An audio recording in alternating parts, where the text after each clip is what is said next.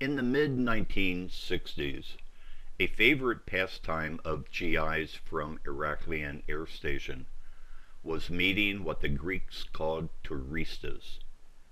Because we were on the island of Crete, there were a lot of beaches, and beaches were by far the easiest place to meet young ladies from all over the world.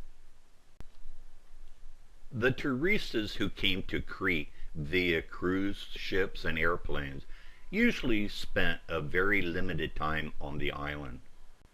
Within a day or so, they had seen the Minoan ruins of Knossos outside Iraklion, had a Greek meal or two, then, convinced they had seen everything Crete had to offer, were off to another destination.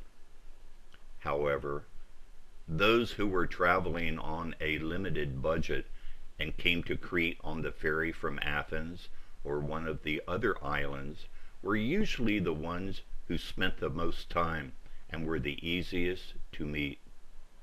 They came to see the Minoan ruins and then often wound up spending a week or two in the Cretan sun. We knew that they didn't have a lot of money. They appreciated our offer for meals and drinks and trips to places of interest as well as secluded beaches. This arrangement between touristas and us usually worked out well for all concerned. You know, in life there are few certainties.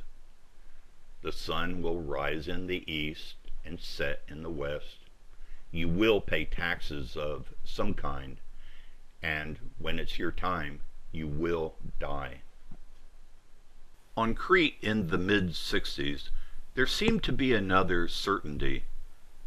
Touristas mostly traveled in pairs, and while one was usually very pretty and friendly, her companion, on the other hand, seemed to be a well-fed, disgruntled close relative of Sasquatch.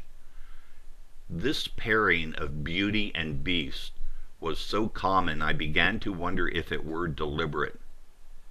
Maybe while planning her vacation the pretty one had thought, I think I'll go to Crete this year. I'll take Tanya Tunich with me, and she'll be the guy repellent, so I won't get hit on by those horny American GIs. Whatever the case, it always seemed as though we were whispering comments amongst ourselves such as, "I want the one on the left," or "You had the pretty one last time." I might have even tried to pull rank once or twice. On very rare occasions, though, both touristas would be fantastic, and we couldn't wait to take them out for dinner and drinks, showing them our favorite places in Iraklion, especially the Morosini Fountain at Lion Square, while our less fortunate friends, sitting at the outside tables of Caprice, stared enviously. Approaching touristas for the initial contact could be difficult. You never knew what nationality they were. Sometimes you would use your best pickup line, only to have your head ripped off in French. Of all the touristas we met, surly French females were absolutely the worst. By the mid-1960s, Charles de Gaulle had successfully poisoned the unusually small minds of the French people against Americans. He needn't have made such an effort. We actually preferred not to date girls with more hair under their arms and on their legs than we GIs had on our heads.